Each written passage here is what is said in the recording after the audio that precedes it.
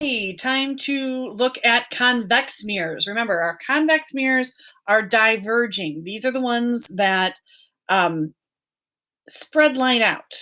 Okay. So with this, our procedure is going to be a little bit different, but the cool news is convex mirrors will end up giving you the same image, the same attributes, no matter where you place the object along the primary axis. So pick a place.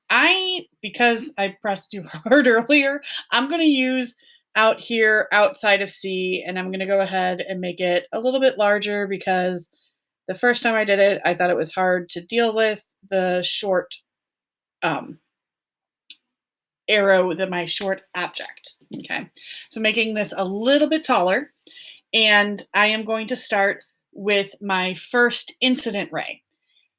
The first incident ray acts just as normal, okay?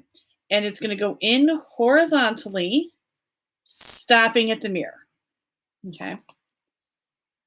Now, because the because this is the diverging mirror, we're going to be using the virtual focal length, the virtual focal point, instead of the focal point here. We're not going to use this one. We're going to use the virtual one. Keep in mind, this is that whole idea that the focal length is going to be a negative value. Okay, so we're going to be using the one behind or where the light doesn't actually go. So this time, to connect how it's going to reflect, to use this as our angle indicator, we're going to use our virtual focal point, and the light's going to bounce off like so. Okay. Now, you can go ahead and reflected rays can always be extended backwards behind the mirror. Okay, so I'm going to go ahead and extend that just because it makes it easier to tell where that was aimed. Okay. Incident rays, on the other hand, can never be extended beyond. That's going the wrong way. Sorry, my incident ray needs to be going into the mirror, not out of the mirror. The reflected ray goes out of the mirror. And my second incident ray, instead of aiming it at the actual focal point, okay, for a mirror, we're going to aim it at the virtual focal point. Okay, if we're using a diverging mirror, we're going to always use the diverging focal point. Okay, over here, boom, boom, boom. Oh yeah. Okay.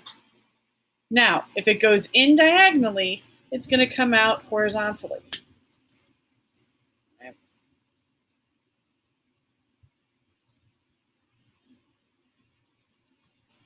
Parallel to my primary axis. Well, those two rays, no way are those two reflected rays going to meet. So I'm going to extend it backwards. Boop, boop, boop, boop, boop, boop. And I'm going to get my image so that the tip is where the reflected rays appear to meet. And it goes down to my edge there. And I totally, where'd it go? I had an eraser. I was going to erase this, but can't find the eraser. Oh well.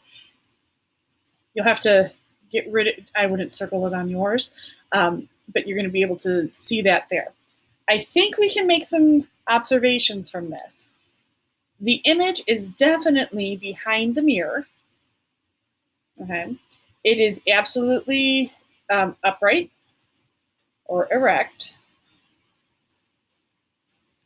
The light doesn't actually come together. It only appears to come together, making it a virtual image. And it is definitely smaller. Okay. So that is true no matter where you are along the range here. Now, honestly, the closer you get to the mirror, the larger the image is going to be. So if you're going really far away from the mirror, your image is going to be really tiny, which is why this image is stupid tiny here. But you can put it wherever it needs to be. And remember, we're using the center of curvature and the focal point as basically a rough estimate or just a an idea for if we had numbers, we can do this and practice. So convex mirrors.